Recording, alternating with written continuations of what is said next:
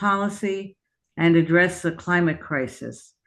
And I think that particular focus indicates why this is really a night of celebration as well as getting information and understanding. So, a nice way to close out the year with a really good celebration. If you saw the latest newsletter, you saw we were going to have Owen Bro Sanders, who's one of the Tucson co-leads with AZYCC, but Owen is tonight being inaugurated into the TUSD Bond Oversight Committee. So he can't be with us, but in his position there, he will be part of overseeing the funding that will make this climate action plan a reality. I will, however, introduce our notable speaker here, Ojas Sanghi. Ojas is a junior at the University of Arizona. He's studying computer science and future Earth resilience.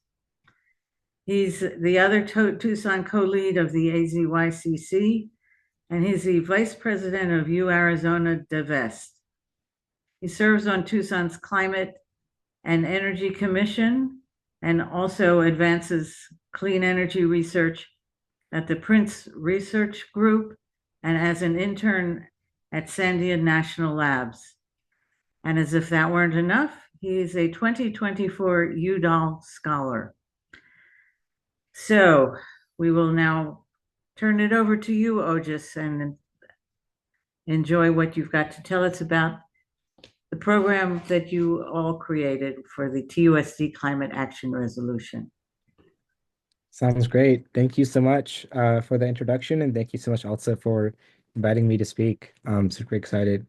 Hey everyone, as you heard, my name is Ojas, and today I'll be telling you guys about the Climate Action Resolution that AZYCC researched, developed, and lobbied for. So an overview of what I'll be talking about tonight, I'll be telling you guys what AZYCC is, and tell you guys about the resolution, obstacles and setbacks during that 16-month process, and where we're at now and where we're going from here. So just to level set really quick, you guys have heard an introduction, but a quick overview again is we worked with TUSD to develop and pass the most comprehensive school climate action resolution in the country. Something notable about this, not just the most comprehensive bit, but something else notable is that it was entirely youth-led. It was ideated, researched, developed, and lobbied for entirely by youth. And so having students be such a large component of that is pretty much unheard of in the country. And as for what makes it the most comprehensive, and just for a really quick top-level overview, what it does is it commits the whole district to net zero emissions across all three scopes of emissions by 2040. And I'll go over what those three scopes are and what that means in just a little bit. So first about AZYCC, who we are, what we do. So we were founded back in 2019. We are entirely youth-led. We are ages 13 to 22. I'm 20 and I'm the oldest in the group. We're statewide, so we have chapters in Tucson, Phoenix, Tempe. We straddle high school and college, mainly high school. And we have policy, outreach, and finance teams, as well as chapters in each of the cities. And as for what we've done in the past, back in 2019, 2020, we lobbied the mayor and council to declare a climate emergency. That led to the EV readiness roadmap that led also to the climate action plan. We were one of the official partners, so we helped shape that process. With that, we also worked on the county's cap, on the state's cap. Back in 2023, we convened a strike and a summit with over 200 people. And since now, we've been working with various entities, governmental entities, and of course, TUSD. So now on to the meat and potatoes of like what we actually did. So here's a high-level timeline of the resolution. We started back in the summer of 2023 where we had initial meetings with board members. Um, with really positive reception from there, we delved into a really in-depth research process to try and create this resolution that had never been made before in the country. After that, it passed for a first read in April of 2024. And over the summer, we refined it. Uh, we developed it further, and then did a lot of press outreach, comms work, and we were able to get it passed on October 29th. So just over a month ago. So first, the initial thoughts of why did we do this and how did we get the idea to do this? How did we get started on this endeavor? It was kind of a confluence of circumstances. So we already worked on the City of Tucson's climate action plan, and that was already in process doing its thing. There's nothing much we could do except kind of wait and give some public input once in a while. Same thing for the Pima County. So I was like sitting at home, just after school ends, freshman year of college, and I'm like, okay, what more can I do? Like, what are the other levers of power in Tucson where I can make some real impactful policy change? So with that in my mind, um, I won a scholarship from the Tucson chapter of the Citizens Climate Lobby to go to their conference in DC. And over there, they had a really large emphasis on their youth action team focusing on electrifying schools.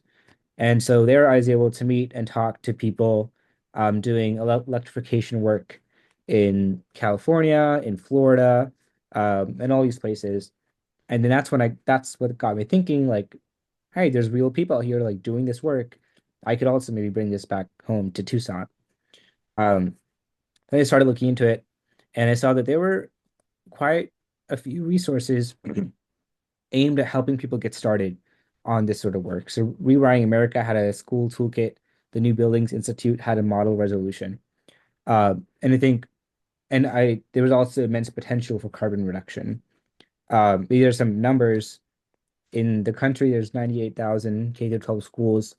In their totality, they emit over 42 million metric tons of CO2 equivalent emissions and educate over 49 million students every single year. So the potential for carbon reduction, as well as education and inspiration of the new generation to care about sustainability, was really huge. And I think the fact that some groups at the national level had done the work to emphasize schools as a really big climate solution encouraged me to go out and make that a reality. So to get started, I did a bunch of research. I got together a couple of folks in AZYCC, and then I asked whatever few connections I had in the town. So namely, Vice Mayor Kevin Dahl helped me a lot, and he connected me with a few of the board members, and started those conversations. For context, is 5 board members. So we needed 3 people to get this passed. Um, Initially, we reached out with I'll say on this slide, we reached out with uh, a resolution that focused primarily on electrification of buildings and transportation and a little bit of like clean energy provisions. And the first 2 board members were pretty in support of this, and they're like, "Yeah, I like this." And then the third board member, Dr. Ravi Shah, he was like super gung ho about this. He was like, "This is awesome. What if we take this and what if we make it into something more comprehensive that's not just electrification, but also talks about food and water and waste?" And we were like, hell yeah, that's amazing. So then we started to do the research to try and make that resolution. So this is what we ended up making. It has roughly 5 sections. The first focuses on climate mitigation. So emitting our sources of emission for carbon. The big goals there are 50% by 2030, 100% by 2040 across all 3 scopes. So this diagram here is an explanation of what the different scopes are. Scope 1 is direct, so what gets emitted when we drive our school buses and when we use natural gas to heat our school buildings. Scope 2 is basically everything, all the emissions from when we buy power from TP, which is, as we all probably know, 80% coal and gas. So how much is that emitting? And then scope 3 is the biggest, in some ways the most vague. And sometimes for some entities, it can compose like 70 to 80% of all their emissions is scope 3 emissions. But that's usually what's left out of these sorts of climate initiatives. So scope 3 is the emissions from everything upstream and downstream. So when we're buying food, and when we're buying tables, how much is that emitting? When we're cutting down a tree to get the wood for a table, what are the carbon emissions of that? Down the road, when we throw away our disposable forks and knives, how much carbon is that emitting when it's decomposing in the landfill, right? All of these small little things, and how much does that add up to? So the fact that it commits to zero across all these scopes is really what makes this super notable. So that's the first part, climate mitigation. And then the second section is climate adaptation. So in Tucson, where it's going to be super, super hot, how do we design our buildings and our services to improve heat resiliency and make sure students have a cool room to go to when it's 120 degrees outside? Also, when it's super hot, the grid is going to become more fragile, more brittle. So how do we have backup systems in place for that? Because we're in Tucson, we're going to have a water shortage. We've been in a mega drought for so many years. So what are we doing to reduce our water usage and make sure that we have a stable supply over there? The third section is climate education. And that's a really important piece because it emphasizes sustainability courses, outdoor living and learning spaces, stuff like community farms and all in these schools from a very young age. So these kids are being brought up in an environment that really emphasizes sustainability, and that's going to really influence the way that they think about the world going forward. The fourth section talks about funding, and specifically makes references to like the IRA. There's stuff in there regarding using a social cost of carbon, and it has specific values in there as to what those costs of carbon are. And it also has specific provisions for equity. So, for instance, when we start to get electric school buses, we're going to prioritize putting them in traditionally underserved communities so that those communities get the benefits of electric school buses first, because those communities have been the ones that have bared the brunt of diesel emitting school buses the longest. And that was our like 7, 8 page document that we ended up with that got passed. But obviously, along the process, we did so much research. And so we have an extra like 30-page document of like really specific details. And that's going to help shape the climate action plan that gets made. So this was a really, really hard, very, very long process, right? I mean, we started looking at this research in like June, and we only ended up with like a good final version like March or April. So it took a very long time to get this done. What drove our classification of like what do we want in this resolution is that we're looking for things that marked real ambitious change that would draw down emissions, and that would make sure that people live in better built environments and people are a bit better suited to a changing climate. And so beyond just thinking about, the low-hanging fruit of let's electrify these buildings and let's get electric school buses, we want to think about and understand the intersectionality of climate crisis and all these different aspects of the human condition. So what are its health impacts? What are its education impacts? How do we think about like governing, and how do we make sure that climate change is included in the governing process going forward? Um, just trying to think about all that and address all that in our resolution is what drove finding provisions to include. Uh, to find these provisions, obviously, like we thought about it, we also went through hundreds of climate documents out there. So this is a few screenshots of the project management system that we set up. Um, on the right here, you'll see our big ideas. So these are again, like we're trying to think about all these different aspects of climate change and how can we address them in a resolution. Those are correlated to specific research areas. So we had a big list of those. We have people assigned to different research areas.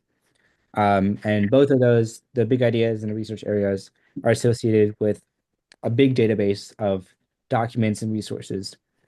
So bottom left here is a screenshot of the docs and resources. And that's just a couple of documents.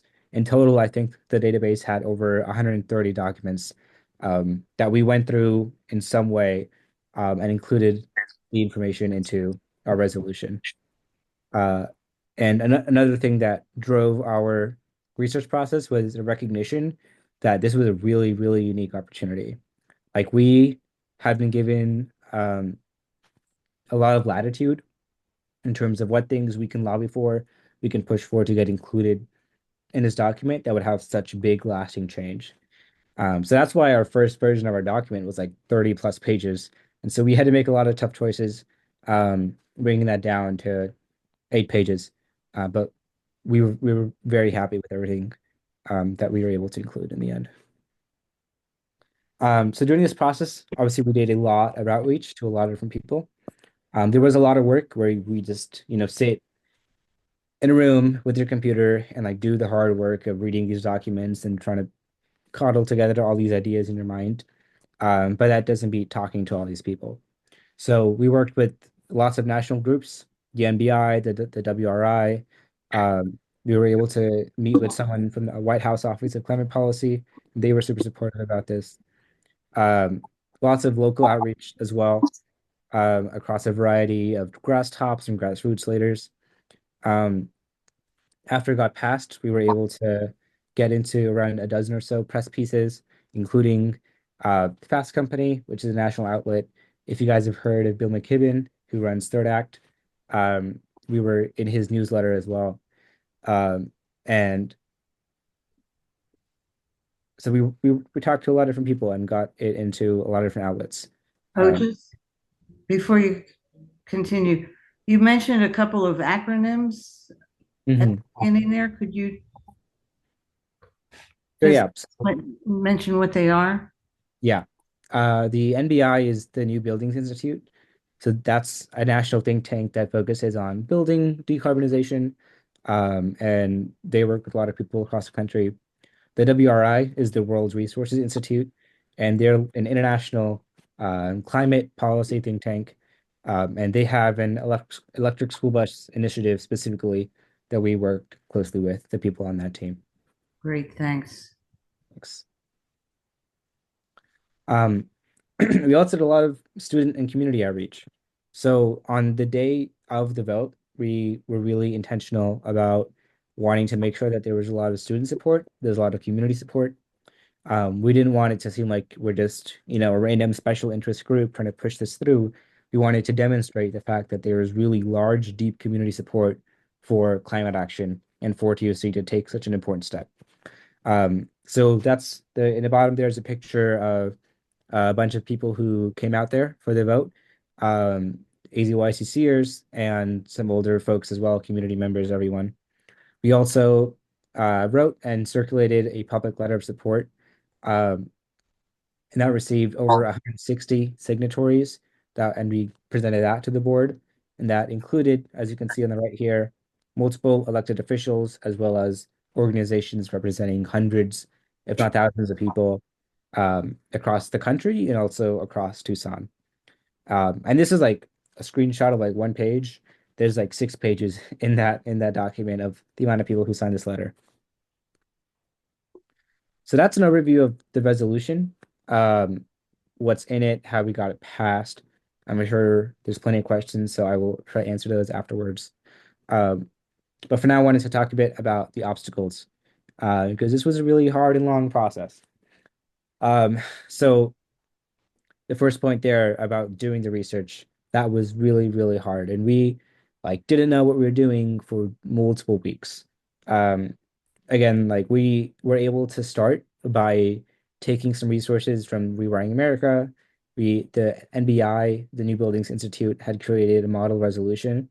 So we started with that. But then when we were trying to make, a comprehensive document that talks about food and water and scope 3 and heat adaptation and all these things and is attuned to the Southwest, like no one had ever done that before. We had no model, nothing to go off of.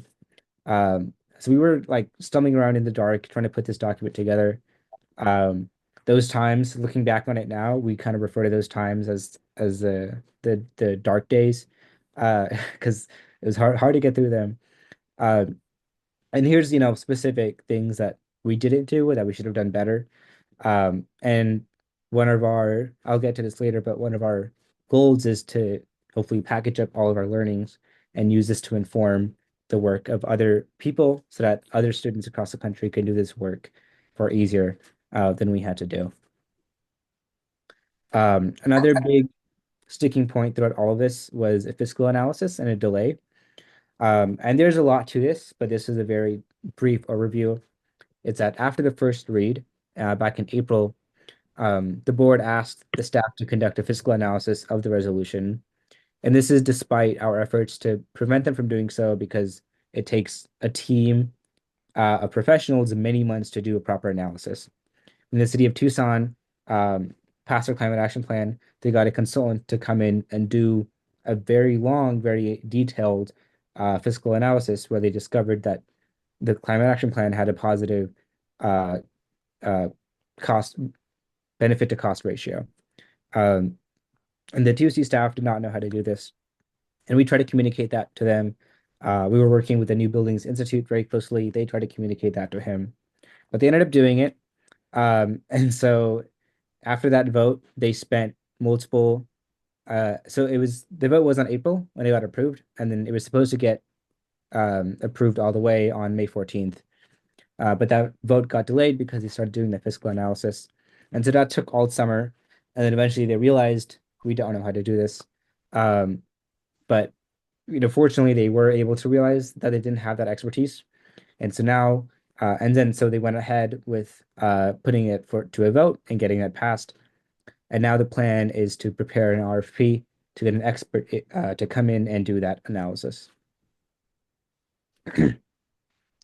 And now we're to the present day. So like what's happening? What are we doing? Where are we going from here? So as I mentioned, they're developing and issuing an RFP. We'll be involved uh, in some way in getting to review that RFP so that we have an input on who's coming in and implementing this resolution. Once a consultant is selected, they're going to, over the process of a year and a half, develop a climate action plan. So similar to how the county has one, how the city has one, TUSD is going to get its own, and that's going to include a lot of public input, a lot of outreach, and I'm sure Sustainable Tucson and all of you guys will be very plugged into that. Um, Owen, as Paula mentioned, is today, like right now, getting inaugurated onto the TUSD Bond Oversight Committee. So, for context, the TUSD last November um, put to vote a $480 million bond, and they got it, which is really huge. Um, And so they made an oversight committee to direct where the money from that bond flows and to make sure it's being spent well. And so now Owen is by far the youngest person on that committee. And he gets to have a really influential voice in determining where the actual money goes and making sure that it funds climate action, making sure that it funds electric school buses. And so being able to be in that position of oversight as such a young person, I think is a really testament to the change that we're making isn't just words on a document, it's meaningful change and that we're following through with the implementation of this resolution. We also have worked with Dr. Ravi and with Dr. Trujillo, who's the district superintendent, and he's going to make like a superintendent student oversight commission in 2025. And that way we can have TUC students again actively involved in overseeing the implementation of this. We're also working on a lot of press and outreach to hopefully inspire others. So like I mentioned, we had around 12 or 13 pieces already, and that was a few national, that was a lot of local ones. Right now what we're doing is we're making a video to, package this up in like a really fun 2 minute video. And then we're going to, with the help of the World Resources Institute, with the help of Generation 180, um, we're hoping to disseminate that video across Tucson, Arizona, the country. Um, already the Phoenix chapter is working on their own school initiative now. They're talking to the Tempe Union High School District, um, and that's the impact we're hoping to have is to take what we've learned, take this resolution, make a template out of it, take our whole storyline, make a template out of it, and use that to inform and guide other people as they do similar climate action work. So thank you so much for listening. Um, that's our website. If you want to check it out, we have a page for the TUSD climate action resolution that has all the documents. It has the letter to the board. It has the full policy itself. I can also link that in the chat. And I am happy to take any questions. Thank you.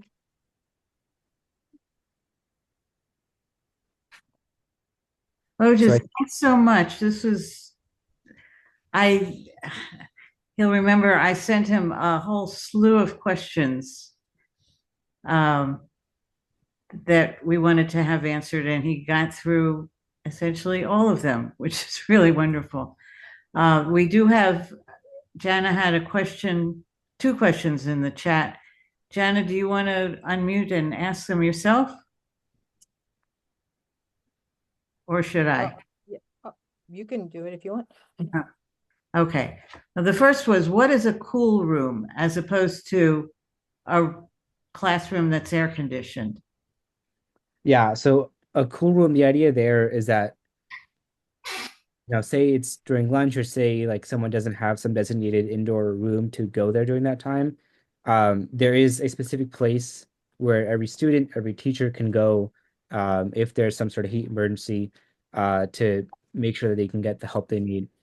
And our goal also is that when it's available and when it's not, a security concern, those cool rooms can be opened up to the community, especially like, during the summer when it's really hot and when there's when students aren't in session, those cool rooms available at schools throughout the city can become a really, really valuable asset for heat resiliency in Tucson. So they could be utilized in the summer by others in the community. Yeah, we're not there yet. There's a lot of, I think, preparation that has to happen before the district is able to do that. But that is one of the goals we're hoping to achieve with this. Okay. And then Jana's other question was about the money, what the figure was that you had used. How much money Yeah. was that? So there isn't a definite number as to how much is it going to cost because we need that fiscal analysis to happen. When the district tried to do a fiscal analysis over the summer, they came up with a number of $900 million. But that number was flawed in a couple of ways. First, for instance, some of the estimates were like really far off. It was like millions of dollars to hire like 2 dozen people to run a composting program. And also that number didn't include any of the cost saving measures.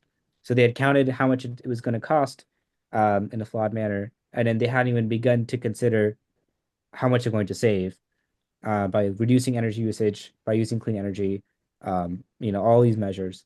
And so they stopped before they could calculate that number. Uh, and so that's just I did put that number on there to indicate the fact of how needed an external fiscal analysis is. I understood that you got some money, some kind of grant or something. That's what there was a number that you mentioned. How much was that? Yeah, so the bond was $480 million. Okay, Jana? Is that bond, how does that work? Is that like something that's available over a certain number of years? Yeah, so the bond is over a 10-year period. And before it was voted upon, the district made a plan as to like how much money is going to what kind of work. So like X amount of money is going to go towards school renovations and retrofits for HVAC systems. So all the money has to be spent according to that. But for instance, if there's money, say, going to, X amount of money for new school buses, with Owen and other climate-friendly people on the commission, they can make sure that that money is going Well, to. I haven't left the house. I haven't biked, I haven't swam. Could someone, whoever that is, could you please mute?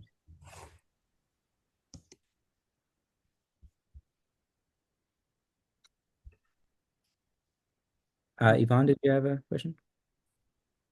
I do. First, I really want to thank you because I think after the recent election, I felt like, wait, I thought the next generation was ex- going to be dedicated to this. I thought they were really going to rally behind this important issue.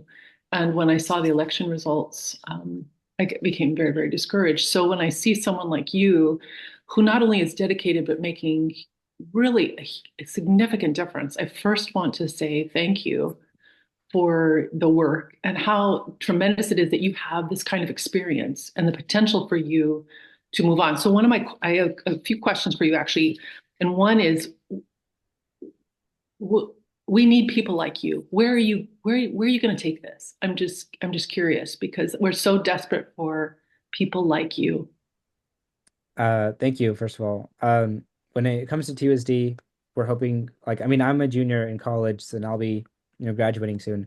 So we're trying to build a sustainable movement here of people who will continue to do this work, implement this resolution in Tucson, in Arizona, inspire other people to do this. And in my career, I mean, I don't know exactly what I'm going to do, but I do know it's going to be something related to advancing clean energy. Fantastic. And I also noticed in terms of your membership of the organization that you represent, that there's an opportunity to grow there. I imagine you struggle with recruitment, and I just wonder if we can help with that, or what are your strategies? Because we want to get youth to be thinking about this. What do you all talk about, and what are your thoughts? Definitely. Um, we our growth seems to be, sometimes we have like a bunch of people join at once, and sometimes we're kind of stable for a while. We tend to recruit people like at Cyclovia, that's where Owen joined, at these tailing events.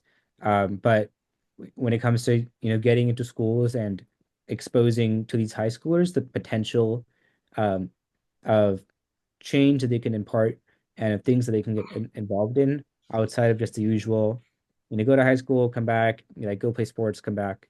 Uh, there's a lot of work that there needs to be done there, and we try our best to get into the spaces and uh, inspire those people.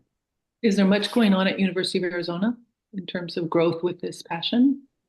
There's people from U of A. U of A also kind of has its own set of sustainability groups. Students for Sustainability, U of A Divest.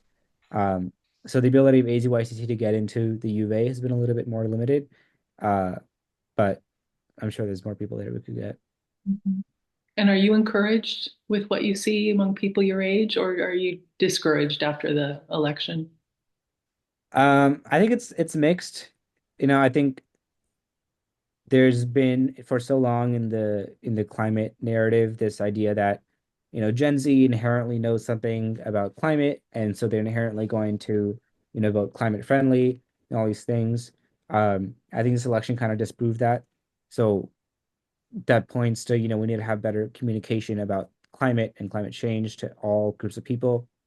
But also, like, when I do work with the people around me, like, everyone knows about climate change. It's not a new concept. Everyone lives it, especially at the U of A when you're walking around every day in like 100-degree heat during the August, September, October. Um, so I think there's potential there. Um, and the people that I do work with that are obviously super passionate, which is super inspiring. Uh, but we can't treat Gen Z as, a climate friendly monolith anymore. Thank you. Thank you for your Thanks. fantastic. We have a question here from Kate. What are some of the details of the resolution itself? And is there a link? Is that link on your AZYCC website to the 8-page document? Yes. Let me put that in the chat right now. Okay. So key provisions, I guess I never mentioned it. The website has it, but I'll list it off. Aside from the, net zero by 2040, half by 2030, also zero waste by 2040, a comprehensive climate curriculum, 100% clean energy by 2035, all electric vehicles by 2040, following LEED standards for buildings, and again, specific measures for climate resiliency and adaptation. Great. great. I'm sure we'll be hearing details and more Okay, about yeah. these as it goes on.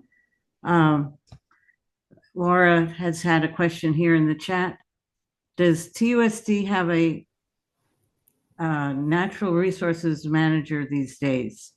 Doug Crockett was in that position through the 90s and early aughts and saved the district many millions.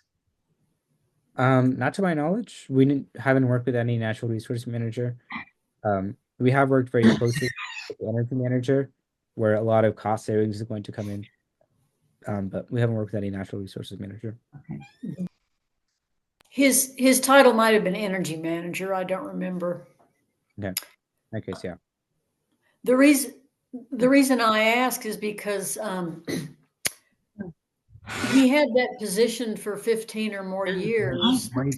And when he first started, he was able to make dramatic changes that saved the district millions of dollars. But after a certain number of years, the energy that's saved, et cetera, from the budget sort of disappears. Does that make sense? Like after the savings after you install energy efficient lighting and in a bunch of schools and the district saves millions of bucks, and that happens year after year, then the school board and administration don't see that change in the budget. So it affected their attitudes and appreciation for what he was doing. The level of his success and effectiveness of it affected people's attitudes and perceptions of what he's doing. He retired to Colorado, but he was also energy manager for the city of Tucson for a number of years and started the programs where they have a bunch of, basically it's like a small utility providing solar power for all of a bunch of city buildings. Anyway, if you ever wanted to talk to somebody about things that might be coming down the pike, that could be surprising and could throw things off, I think I know him well enough to say he'd be thrilled. Definitely, that'd be great. Thank you. Thanks, Laura. Ben has had his hand up. Go ahead, Ben. Hi, thanks. And Ojas, congratulations once again on all of these victories. It's really marvelous to see. And thank you for sending out emails days leading into the TUSD vote. I was one that submitted one and hopefully made part of a difference. The things that I pointed out, pertaining to electric school buses, and again, I'm an electric vehicle sort of advocate. I wanted to remind those folks a lot of the things that people have been hearing in the mainstream media for the last 6 months or so about electric vehicles. Oh, they blow up. Oh, all these minerals that have to be put in are mined under horrible circumstances. And the thing that I knew right away when we're talking about electric school buses in 2024 is they have a type of battery called lithium iron phosphate. There's no cobalt, there's no nickel, very, very low fire danger compared to earlier battery formulations. And that was something that I wanted to remind. The only other thing I have to say is down here in Bisbee, we've got school buses too. And I don't know what the timeline is for districts replacing things, but I certainly would like to have you guys as a resource if that happens to come up down here. Definitely, would love to help. Great, thanks, Ben. We've got another question from Kate. Is any of these developments and the changes that are going to be called for vulnerable to IRA funding cuts by the Trump administration? Unfortunately, yes. As everything goes, Ooh. a lot of the money, a lot of the bond is paid for in many ways via the bond. So it's already paying for renovations and retrofits of buildings. It's paying for transportation. It's paying for these very, very big, important things. But the IRA has a huge role to play in all this. The district, like around a month before the climate action resolution got passed, they bought, I think, like half a dozen or a dozen um, electric school buses, and that'll take until I think 2026 for them to deliver. But that those buses were paid for in part with IRA money, with a grant that they'd won. And so differences in how that money is going to be administered and given out, if at all, is going to affect TUSD. Ooh, maybe they'll be getting at least some of it in this last few days as the Biden administration tries to push it out to as many of the proposed places as possible. Fingers crossed. Or maybe we'll be seeing another bond come up for TUSD. Are there any other? Dwayne, you've got your hand up? I do indeed. Great. I'm just going to comment on the buses issue that a fortunate aspect is that even if the next administration cuts back the funds that have been allotted for these purposes, they still are going to make financial sense over the long haul, even if you have to pay full price for electric school buses and so on because of the lifetime benefit of the savings.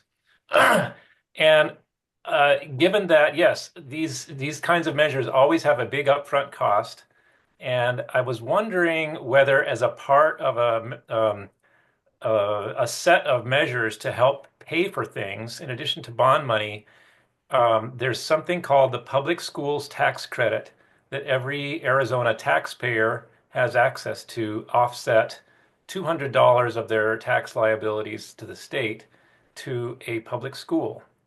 And I have been looking for answers about how easy it will be for taxpayers to do that with an understanding that at least a percentage of what they give to a given school might support this climate action of the school district. Is that something that you have looked into yet?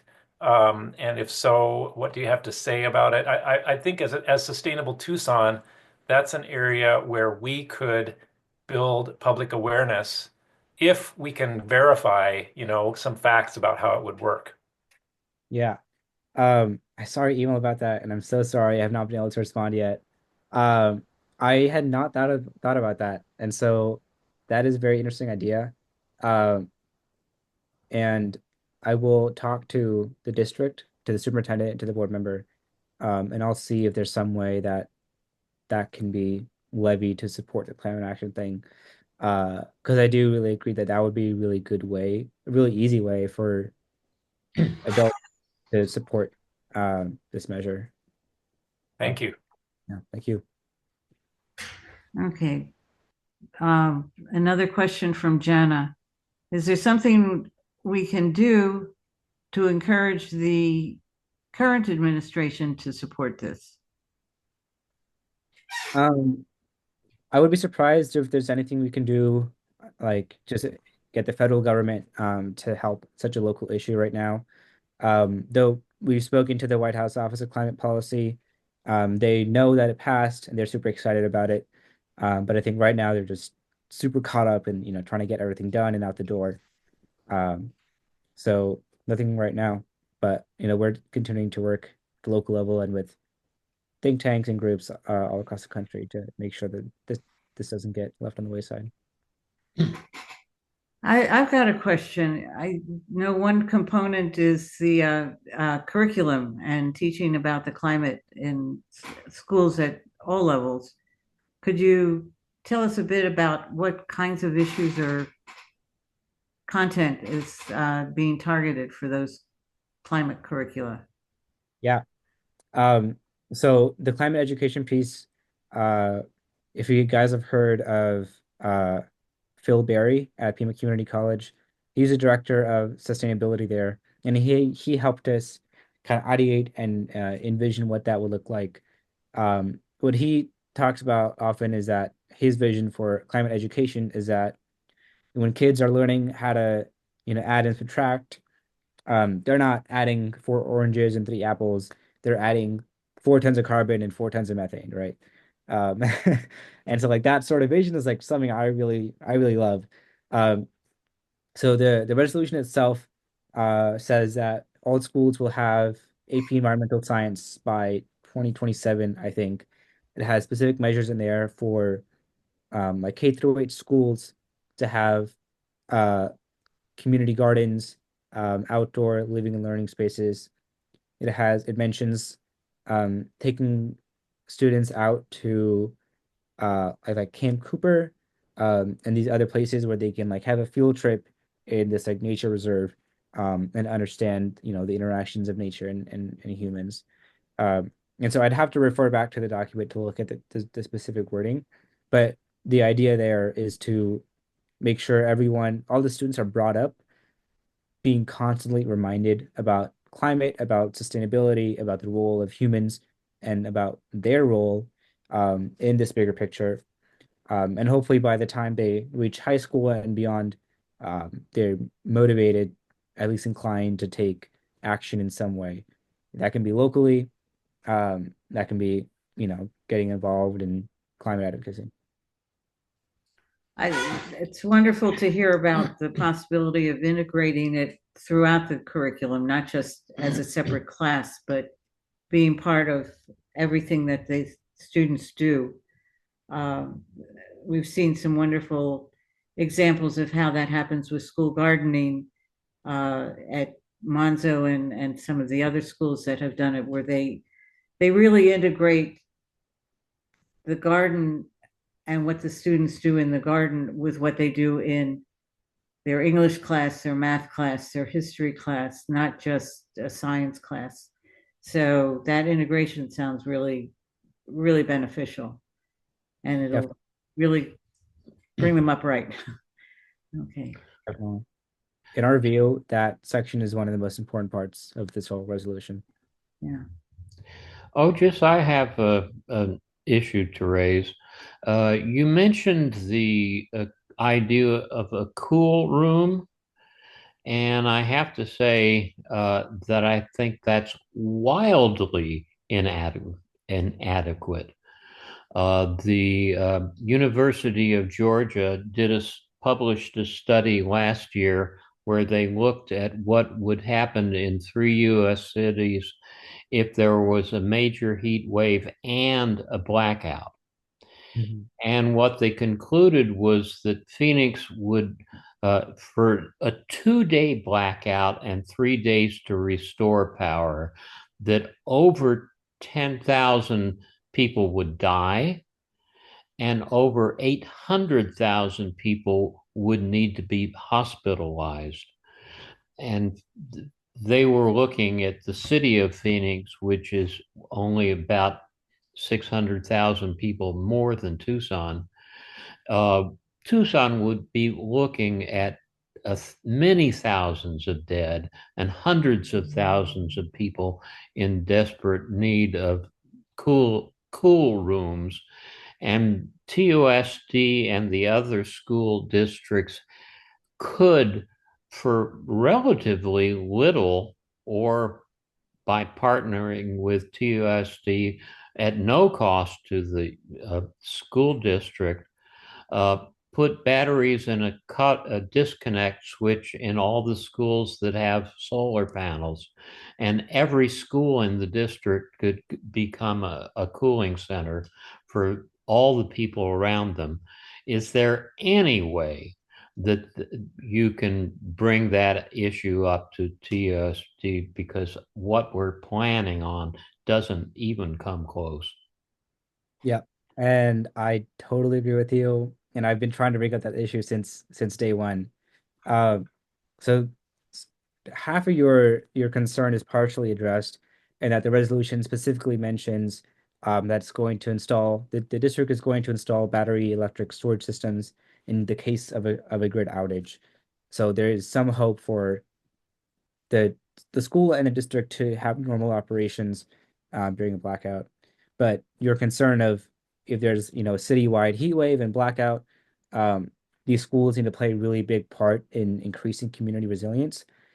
We've been trying to work on that since day one. And we've encountered pushback from board members, from the staff, from the district, every single time. And I mean, even to get like the word cool room in there was a fight. Like I wanted cooling center, like something normal. And they really insisted on like cool room, like watering down even that term. Wow. And so at some point, I, cut my losses, moved forward. And the hope is that, this is just a vision. And we hope that as the city continues to flesh out its heat efforts, they can work in closer concert with the district and move them towards a more holistic, encompassing vision of what role schools can play in their community. Do you There's have any sense as to what the source of the opposition is? the biggest concern I've heard is around security of children, which if you're the summer is no classes in session, um, you'd have to have some staff on there. Uh, in the big picture, like a pretty easy problem to solve, given the scale of the emergency in the bigger picture. So that has never really struck me. Like this, maintaining the security of children during the summer, when they're not in session, has never really struck me as a major problem that would block implementation of this whole thing. But they didn't want to commit to that idea outright. And so, our hope is that we can work them towards that sort of a vision over time as we actually get to implementing this. Good luck. Yeah, well, it's, I think, important that you see this all as a starting point and not the ending point. So, Dwayne. Yeah, I just wanted to say,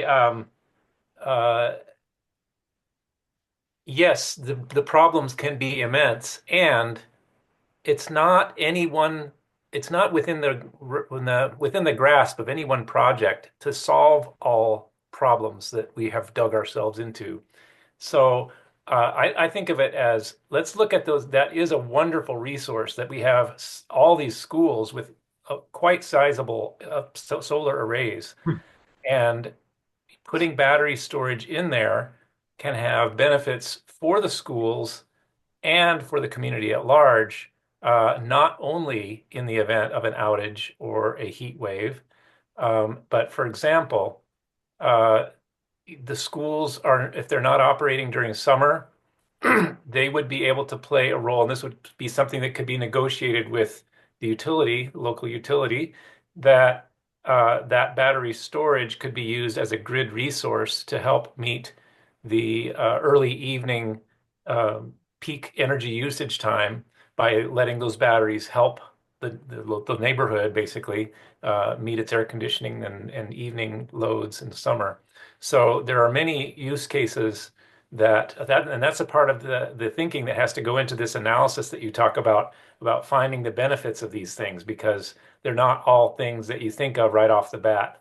But these technologies have a lot of possibilities. Definitely. So it moves beyond just the school district to really being a benefit to the community, which is really a great idea. Are there any other questions or comments? No, well, I encourage you all to take a look at the document on the AZYCC website, and I'll just put the link in the chat. It's a really impressive document and amazing work, and we're so pleased to have been even just at least a teeny part of it. Sustainable Tucson did indicate its support as you went to the board, and it was just a real joy that everything passed and that we see this work moving forward. So with no other questions, I want to thank Ojas for a really comprehensive and wonderful presentation, and I give our best to Owen and say how glad we are that he's doing the work that he's doing, keeping a good eye on things, and that'll be really important. So just thank you immensely, and with everything you do, I hope you also find time for your schoolwork and your exams. And I believe I saw someplace that you're also a comedian. Oh yes, I do improv comedy. I, so we'll have to catch you sometime, definitely. Um, Thank you so much for all of your support, throughout the process of this and also like in general as I started to get into climate stuff. Thank you for inviting me out to speak tonight. Such a pleasure getting to meet you all and talk to you all. it was Thank you. wonderful having you.